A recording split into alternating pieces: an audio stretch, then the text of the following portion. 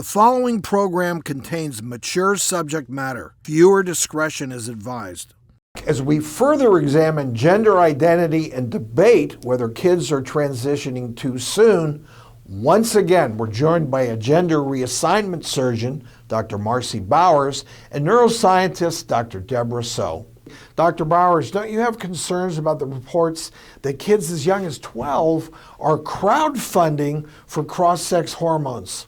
Starting hormones at age 12, no, I don't think anyone's in favor of that. Puberty blockers at age 12, however, where you're given a chance to get that time that you need to see if it is a real phenomenon, yes, that makes a lot of sense. As a physician, I just feel uncomfortable. Why would you block a natural physiologic part of your body development?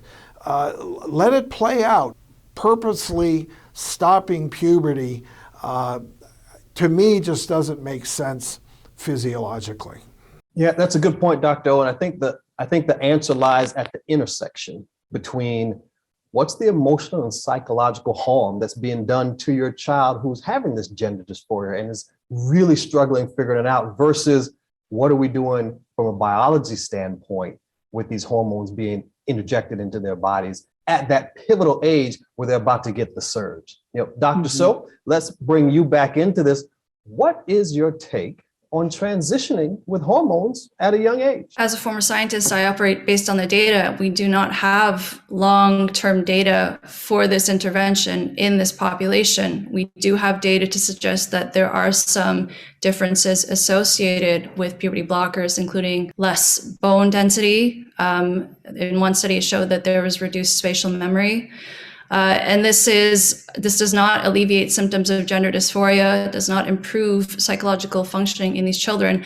For me, I would have less of an issue if this climate were less political and children, upon reaching puberty, if they could get an appropriate assessment and proper therapy, a clinician decides that that's the right choice for that child, I would have less of an issue with that. But we're in such a highly politicized climate right now. The clinicians who are skeptical of this are abandoning the field. They're not working with these patients because they don't feel they can do their jobs properly. I speak to so many of them all the time, Dr. Marci. Can I just answer a little bit of that, though, please?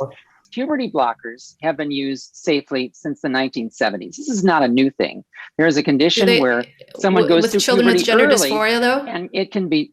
Hold on. Yes, it's also used in gender dysphoria, and that also is safe as well. Interestingly, the bone density issue that you mentioned, that is the only significant side effect of puberty. Do you acknowledge that desistance exists?